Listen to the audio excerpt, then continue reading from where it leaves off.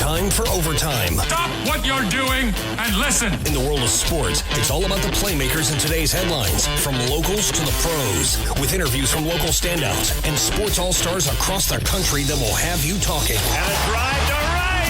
Good! The season has begun. Hear from coaches to players, sports analysts, and broadcasters who are a part of the action every day. Overtime, now with Bert Rameen on ESPN 102.3 AM 1000 KSOO, Sioux Falls sports leader.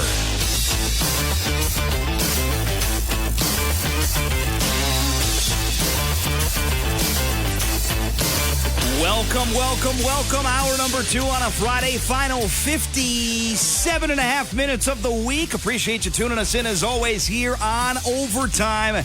I'm your host, Bert Rameen, and it's time for that big game each and every week, the High Noon Showdown.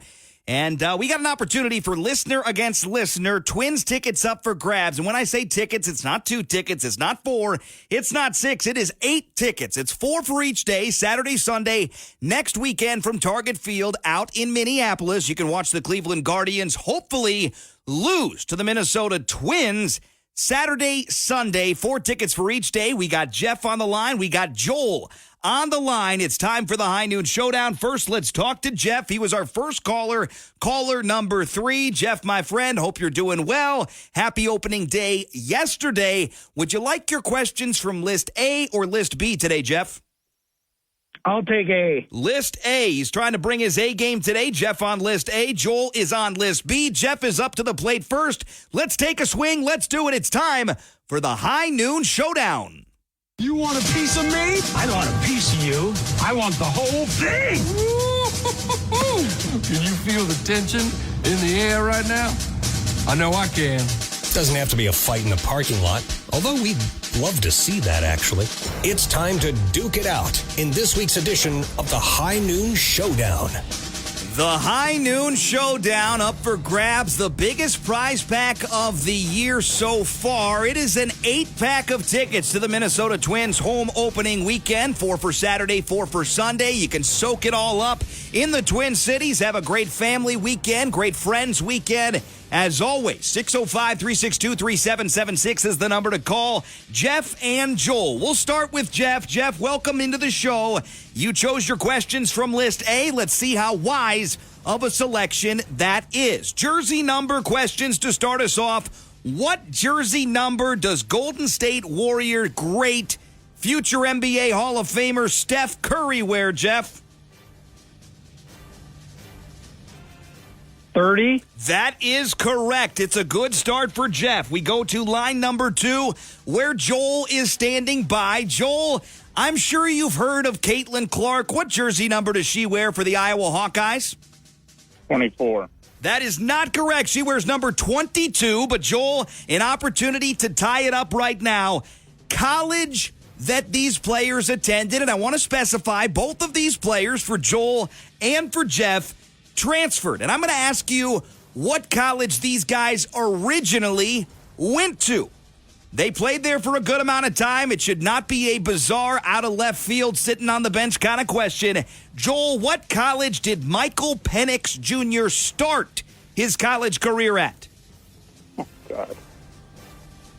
Oh, God.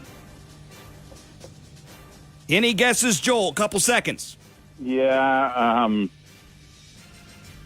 TCU. That is not correct, but Joel, you're not eliminated just yet, although Jeff can do the job right now. Jeff, what college did Bo Nix start his college football career at? Auburn. That's correct, Jeff. You're on your A game, my friend. You're going to the Twin Cities. Have a blast. I need you to hang on hold or call me back at the end of the segment. I'll get your info. But you got 8 tickets. Call the friends, call the family. Have a blast out in the Twin Cities, my friend.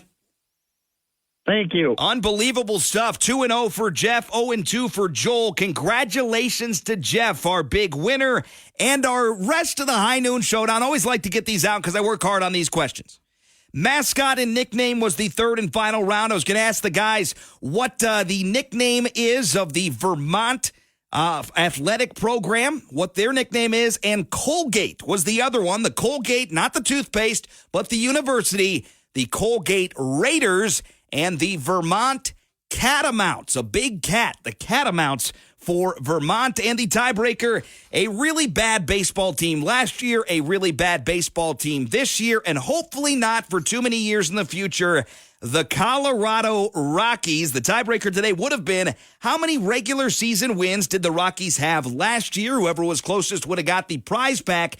The correct answer was just 59 wins last year for the Rockies. And as you look at their over-under win total this year, get a load of this. Vegas has them at 59.5. Not inspiring confidence that they'll be any better this season. And they get absolutely boat raced yesterday in a loss to Arizona. Not expected to win, but certainly not expected to lose 16-1 on opening day. The Rockies are in rough shape out there in the Mile High City.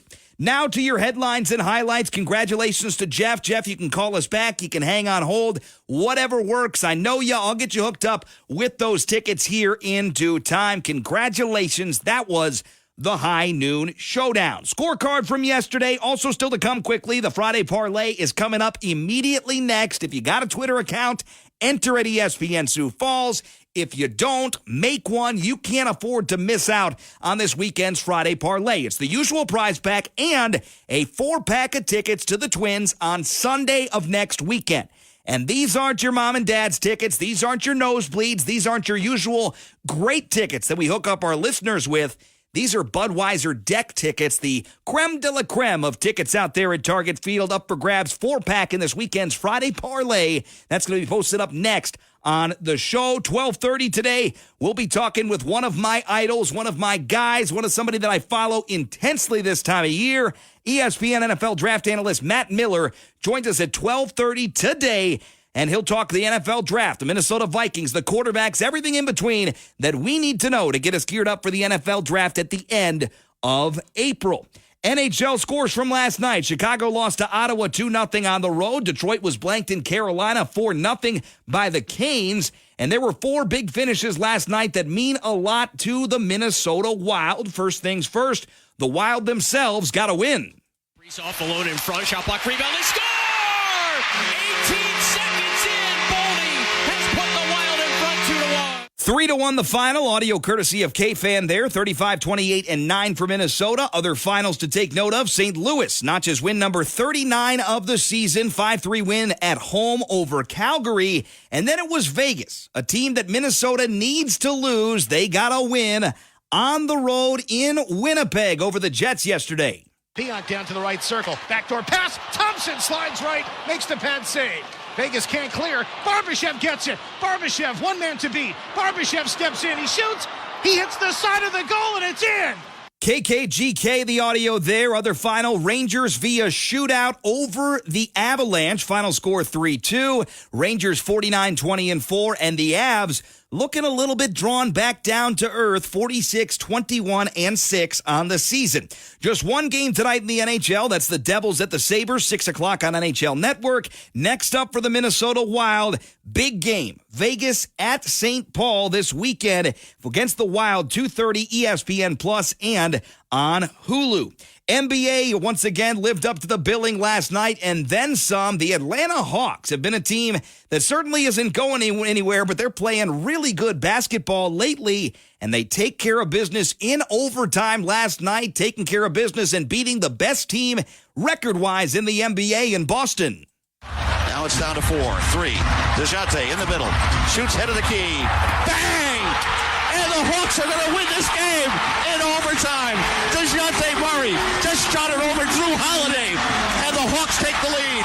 123-122. That would be the final. Atlanta now 34-39. Boston falls to 57-16. Other final, Milwaukee was upset on the road in New Orleans last night, 107-100. Tonight in the NBA, Warriors at Hornets, 6 o'clock. Lakers at Pacers, same time. Bulls at Nets. Suns at Thunder. Timberwolves at Nuggets is an 8 o'clock jump time. Mavericks at Kings, 9 o'clock, the nightcap on NBA TV. Men's basketball, pretty competitive night across the board, except for UConn and San Diego State, where the Huskies roll and reign supreme, 82-52. Here's Seth Greenberg of ESPN saying, who can play with these Huskies? I think Purdue. I think Purdue's the only one that has a shot. I'm saying they're not Purdue. They're Purdue.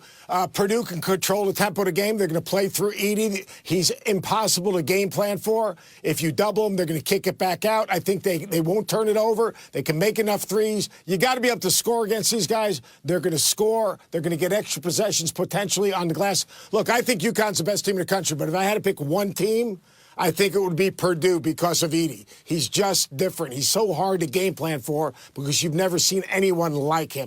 ESPN Seth Greenberg there. Maybe it will be the Boilers that reach that Final Four championship game to collide with UConn. Purdue in action later on this evening against Gonzaga. But before we get there, the hero of March last night was some guy named Grant Nelson. We know him well from the Summit League from North Dakota State. He transferred down to Tuscaloosa this year, and he had himself a big time coming out last night. Grant Nelson, 24 points, 12 rebounds, and 5 blocks in an upset victory for Alabama over North Carolina. Here's the young man post-game giving the credit to his team. Just all the confidence in the world. These guys coming up to me, telling me great things. You know, I didn't start this tournament with the best 2 games. And then, you know, these guys just saying, like, go out there, go get a bucket, really. That gives me a lot of confidence, and I give them a lot of credit. I couldn't have done it without them. Hard to believe that guy was in Sioux Falls at the Summit League tournament just last year, breaking down a season-ending defeat for North Dakota State, or a tournament-ending defeat for North Dakota State. And here he is in Tuscaloosa, shining on the biggest stage of college basketball nationally. You can write him up as one of the heroes of March. Can't wait to see what he does next with the Crimson Tide. Now for the remainder of the scores from last night. Clemson over Arizona, 77-72. And Illinois gets 29 points from Terrence Shannon Jr. in a 72-69 win over Iowa State. TJ Otzelberger and the Cyclones round out the season with a record of 29-8. Tonight in the Sweet 16, NC State and Marquette tussle at 6 o'clock on CBS. Gonzaga and Purdue, 6:30 on TBS. Later on in the evening, 8:30, Duke and Houston. One of the best players in the country, that's Jamal Shedd of the Houston Cougar program, had to say this about tonight's matchup against Duke. I think we prepare just like any other game. They're a great program. They're known for great things, as they should be. They've won a lot. And they have good players today, or they wouldn't be in this position to play against us. So, but I think we go in and we try to prepare like we normally do, and just play the people in front of us and not the name. There's a lot of ex-Summit Leaguers still balling in the NCAA tournament. Of course, we saw the Noah Friedel, big explosion, big win over Wisconsin. We saw the Grant Nelson show last night. And another guy still playing, Baylor Shireman with Creighton. At Creighton in Tennessee tonight, 9 o'clock on TBS. From the Tennessee side of things, here's head coach Rick Barnes on the accomplishment it is to even get to a Sweet 16. To get here is hard. It's getting harder and harder every year. And to move is... we know that every seed has proven they could win, and it's hard to move on. But I love it for our players. We've got a good group of guys, and a year ago they found a way to get to the Sweet 16 without Sakai. And as coaches, we do what we do for the players, and we appreciate when they do what we ask them to do as well. And when you get a group of guys that have bought into each other and are willing to play for each other, you want to see it last as long as it possibly can. Tennessee head coach Rick Barnes there. Creighton in Tennessee, 9 o'clock tonight on TBS. Women's basketball, the WNIT resumes tonight for a couple area programs. Minnesota home to North Dakota State, 7 o'clock tonight. 7:30, USD is out in Laramie, Wyoming to match up with the Cowgirls in that third round of the WNIT. Sweet 16 begins today for women's basketball. Oregon State and Notre Dame, 1:30 this afternoon on ESPN. 4 o'clock, top seed South Carolina takes on Indiana. 6:30, Stanford, NC State, and 9 o'clock tonight, Gonzaga and Texas. All 4 of those games broadcast on ESPN. For you Hawkeye fans, Caitlin Clark fans, Iowa takes on Colorado Saturday afternoon, 2:30 on ABC. Major League Baseball opening day yesterday. Chicago Cubs lost to the Rangers last night 4-3. Detroit won over the Chicago White Sox in Chicago 1-0. And the Minnesota Twins start off the season on the right foot. 4-1 winners in Kansas City. They open the scoring with a moonshot from Royce Lewis. 0-2 pitch, swung on and lifted in the air left field. Melendez going back. Melendez still going back. How about that for an opening day? Home run, Royce Lewis to left. Twins are on the board. It's 1-0 Minnesota. 4-1 the final, but it wasn't all sunshines and rainbows for Minnesota. Couple players dinged up, chiefly Royce Lewis. An MRI today, waiting results on that in regards to a quad injury, rounding in between second and third yesterday in the win against Kansas City. Other finals to take note of from yesterday: Yankees over Houston 5-4. Dodgers beat up on the Cardinals 7-1. Cleveland blanks Oakland in Oakland 8-0. And 14 runs in one inning, 16 runs in a game for the Arizona Diamondbacks, 16-1 winners over visiting Colorado. Today and tonight in Major League Baseball, Brewers and Mets lead us off at 12:40. Yankees at Astros 7:10. Other games: Guardians at A's, Rockies at Diamondbacks, Cardinals at Dodgers. That last one 9:10 on Apple TV. Next up for the Twins, Saturday down in Kansas City, Game 2 of that 3-game season opening series. 2:30 pregame, 3:10 the first pitch time for the Minnesota Twins. You can always listen to Twins baseball right here on ESPN Sioux Falls. Briefly here, race this weekend for NASCAR. Sunday night at Richmond, 6 o'clock, the broadcast start time on Fox. PGA Tour golf continues from the Texas Children's Houston Open today through Sunday. And the UFL, the United Football League, the merger between the USFL and the XFL, begins play Saturday and Sunday. Birmingham at Arlington at noon on Saturday on Fox. St. Louis at Michigan, 3 o'clock Saturday on Fox, and ESPN pair of games on Sunday. DC at San Antonio first at 11. Memphis at Houston, 2 o'clock on ESPN on Sunday.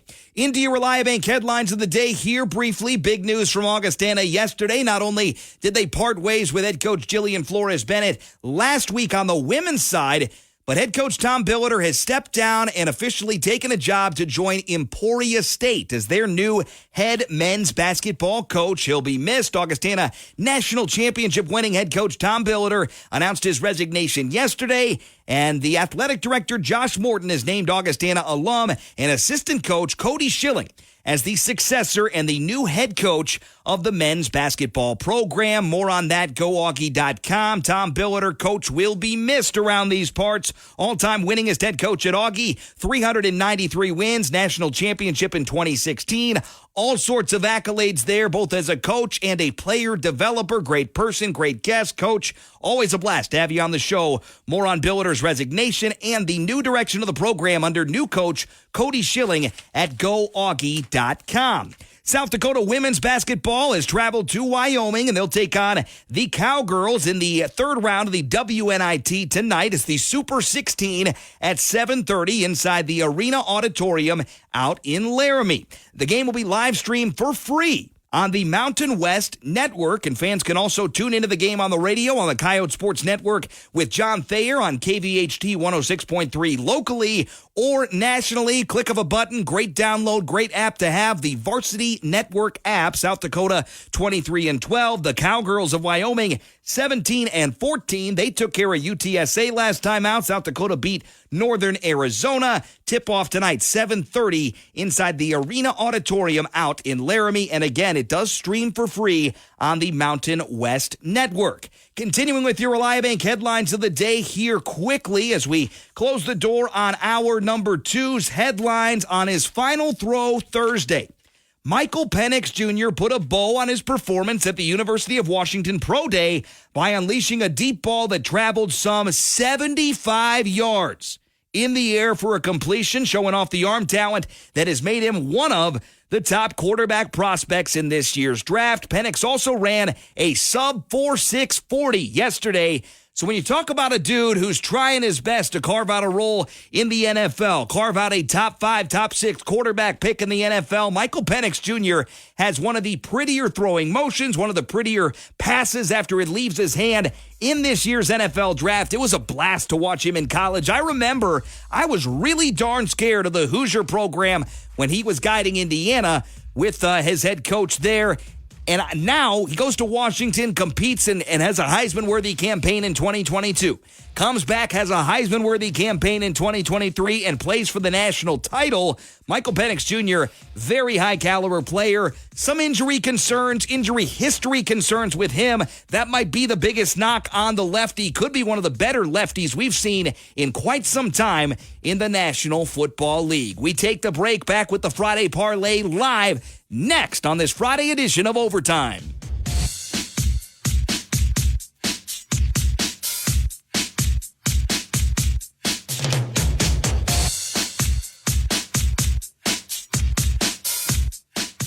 Don't miss a moment of local college and pro sports action. Stay connected and download the app for Overtime on ESPN 102.3 and AM 1000 KSOO.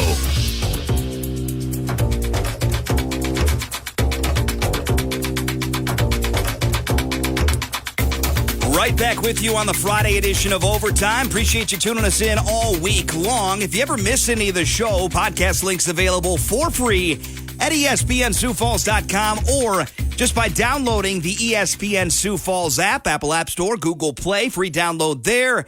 It's time to dole out and potentially find a winner for the final tickets of the week for the Minnesota Twins home opening weekend. They got Cleveland next weekend.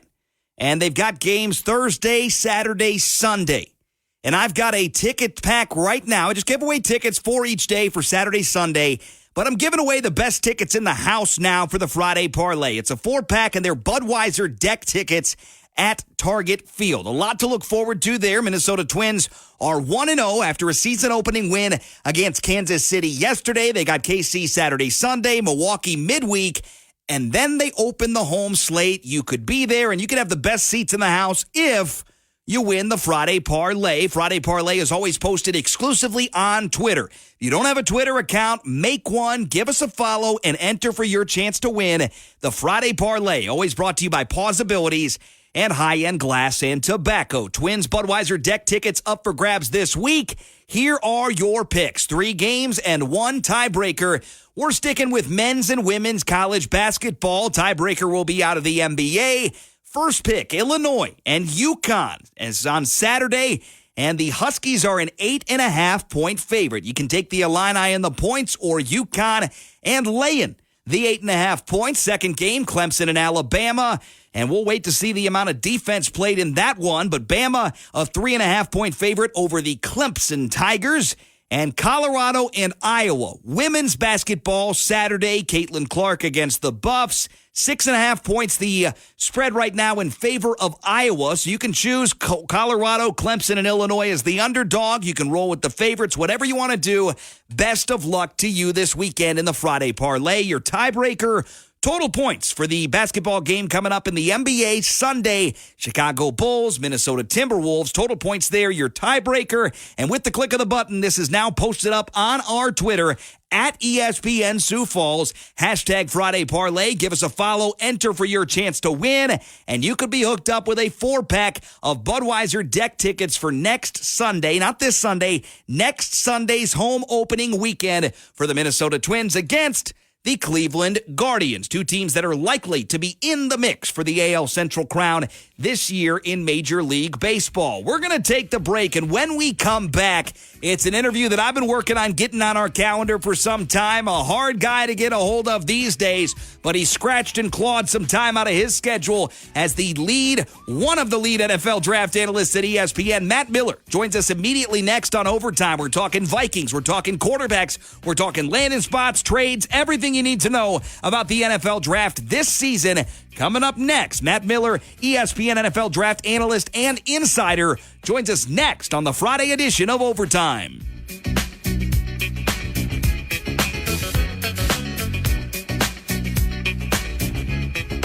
It's so can go. Download the free app now. This is ESPN 102.3 and AM 1000 KSOO, Sioux Falls sports leader.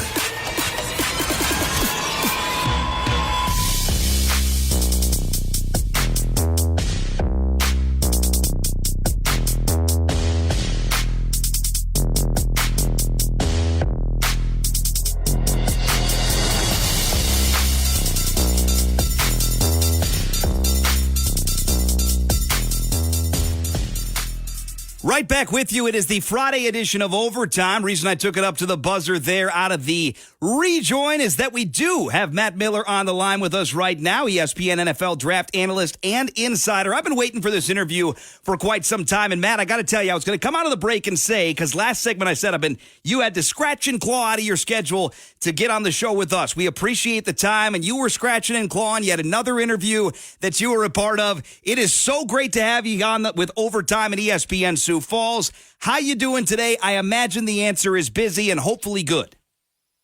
Busy, doing well.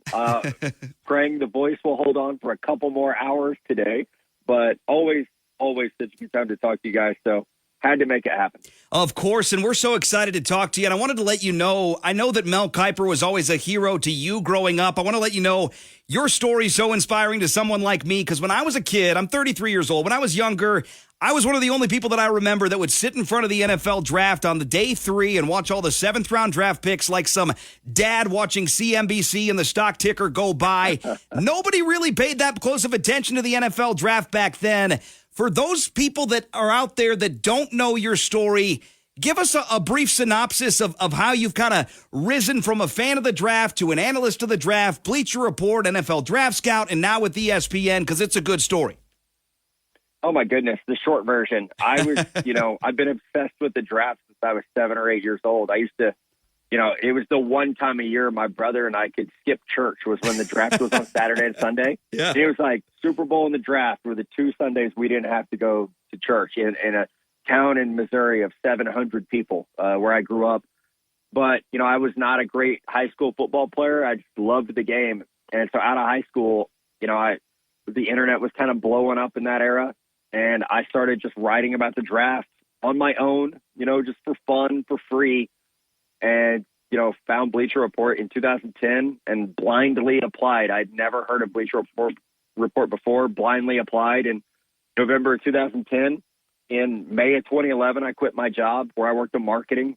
And, from there, I spent 10 years with Bleacher Report, helping, build that company into the mammoth outlet it is today. And I was fortunate enough to go from there to ESPN. So that's a very short version of a lot of work over 13 years, but it's been an honor. It's been awesome. And it's, like you, I'm one of those guys that, I would sit there for, 20 hours over 2 days when I was a kid watching the draft and taking notes that no one would ever read. And it's really, really cool to now be one of the people that are fortunate enough to be part of that coverage. And Matt, I just got to share another anecdote with you. We talk about watching the draft as a kid, and my mom still reminds me all the time because I'm on a local radio show here in Sioux Falls, and I love what I do. But when I was a kid, I was the only kid that threw an NFL draft party, and I'd have all these kids over in 6th and 7th grade, and we'd watch the first 2 or 3 picks, and everybody's saying, this takes so long, this is so boring, let's go play football, let's go do something else, let's get out of here. And it was my favorite day of the year. And the NFL draft coming back at the end of April. Let's talk, though, about when you fell in love with the draft. Was it all the way back, would you say 6 or 7, 8 years old? Yeah, I remember the 1992 draft pretty vividly, and I was 8 at that point. Yeah. So, and I'm the same way. Like, I got married and my bachelor party was the draft. It was before I was doing what I do now. It was like, yeah, let's do it around the draft. So I, very, very similar, but it was, I don't even remember why. I wish I did, because it would complete the story better, but I just became obsessed with football and the draft. And I remember being 8 years old, and it was, what do you want to be when you grow up? And I wanted to be Mel Kiper Jr. So it's wild to think back now of like 30 years ago. Why did I fall in love with this kind of obscure, very niche event that is the NFL draft? But I love it. And it's, it's like the hope for every team. It's like, I'm a Royals baseball fan. And so like, I get how that, you want that hope every year of like, maybe this is our year. And I feel like for the draft, it gives every NFL team that, every pick could be Tom Brady or Patrick Mahomes, and it can completely turn a franchise and a city around with one selection.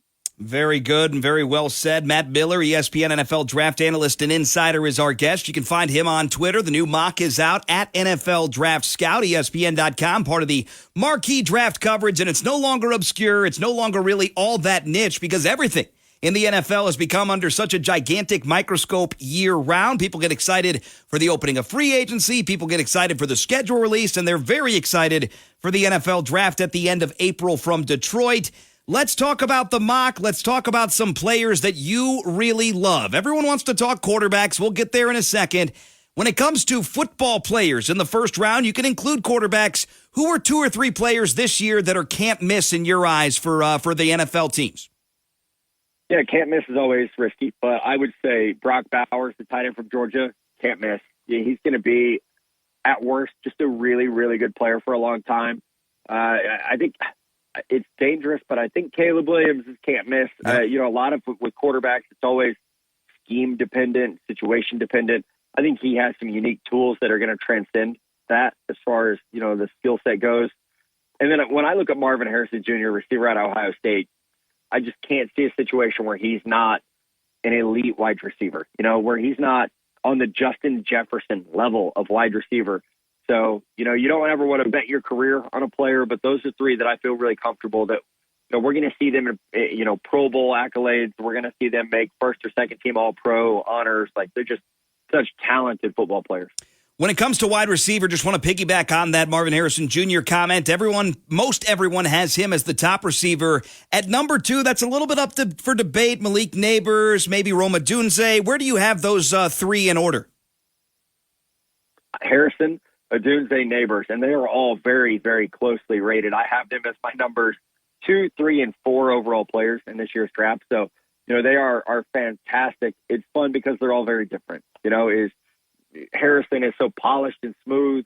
Neighbors is so explosive and twitchy. And then Odunze is just powerful. He's a bully with everything that he does. So it's really fun this year because those guys would each be a number 1 receiver most years.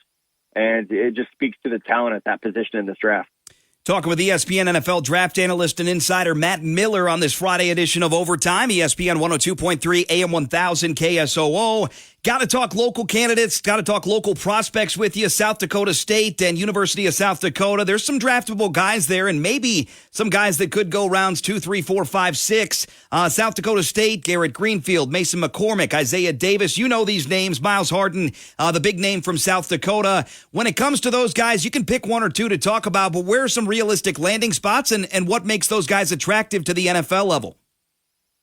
Fun fact, Isaiah Davis is from Joplin, Missouri. Yes, he is. Where I am right now. It's where I'm from. So it's kind of awesome. Cool to be on with you talking about him. I think Zay is, 4th, 5th round. He's a one-cut downhill power runner. It's been fun to watch his game develop while he was with South Dakota State. You mentioned the offensive lineman, and that's the exciting part. Garrett had a great pre-draft process. I think he's got a shot to be a 4th rounder. Mason McCormick, I feel like I'm a little higher on him than some of my colleagues. I think he's a 3rd rounder. But we're talking about 3 guys that could be starters in the NFL. Yep. So really exciting players.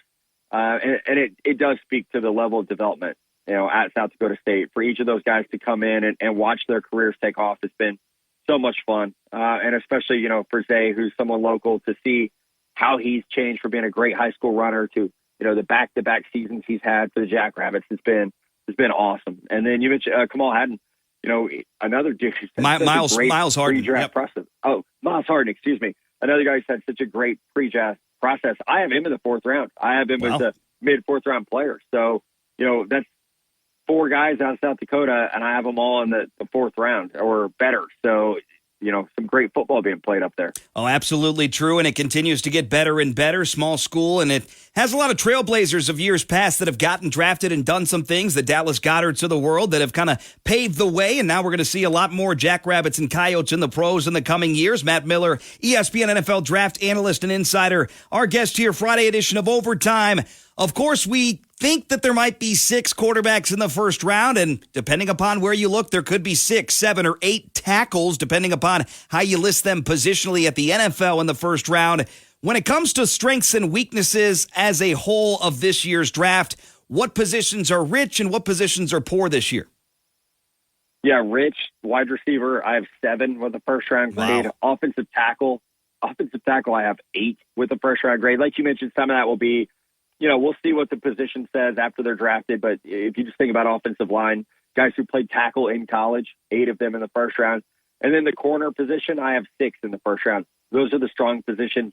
I don't have a safety with a first-round grade. I don't have a linebacker with a first-round grade, and I don't have a running back with a first-round grade. So, those are positions that, interestingly enough, are also being devalued by NFL teams in terms of pay.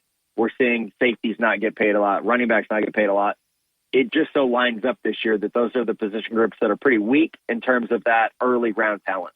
Let's talk quarterbacks a little bit here, because every day goes by, you get some positive news article, you get some negative news article, you get some positive opinion, negative opinion about every one of these guys, the top 6. You can slice them and dice them, and they fall in line usually with Caleb Williams at number 1. When it comes to this quarterback class, how unique is it, and how good just can they be, all 6 of them? Yeah, it's very unique that we're talking about 6 guys who could legitimately be first-round picks.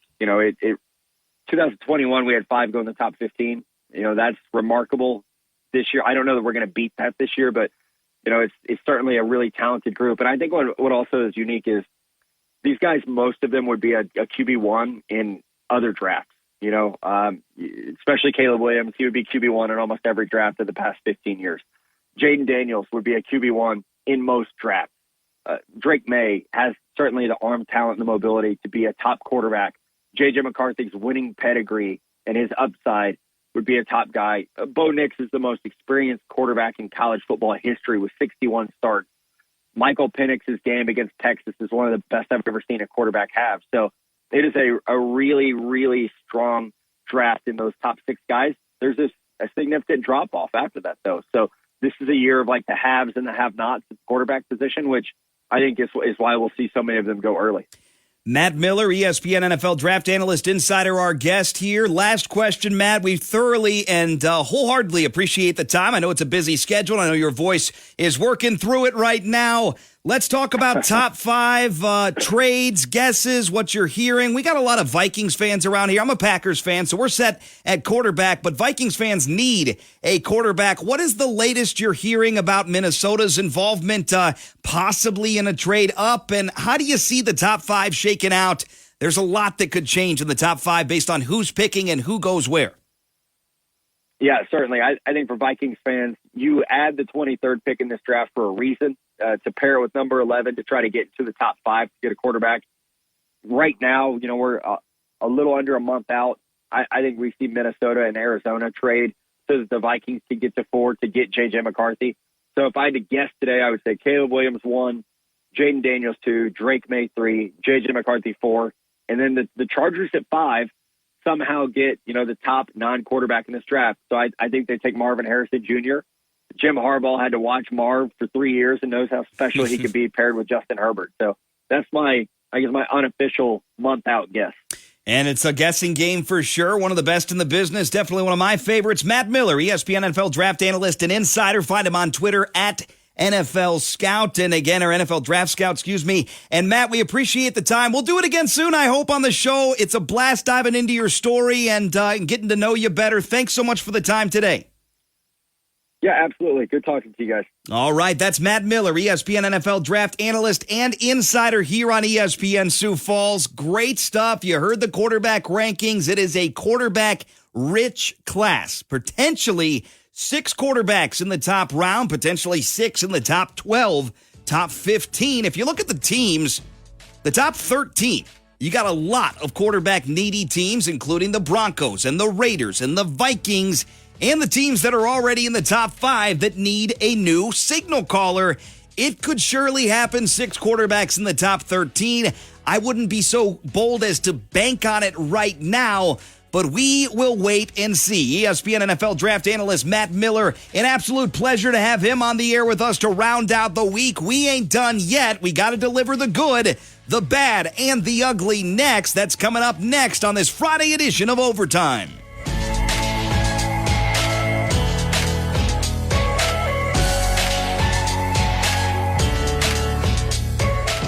College hoops and NBA basketball, the NFL and Major League Baseball. It's all here on ESPN 102.3 and AM 1000 KSOO, Sioux Falls sports leader.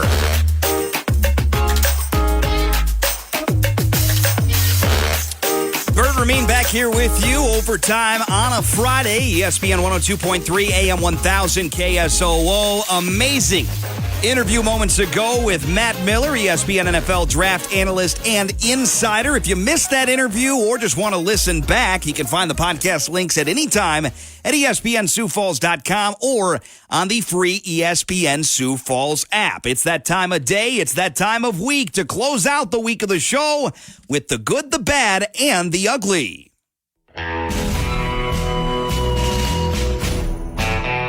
Many days there are those who can be called a problem child. You know the ones. They have a tendency to display an ugly side. They have their whiny moments. Some display an outright bad side of themselves. And then there are those who stand out in a good way. Well, here they are. The good, the bad, and the ugly.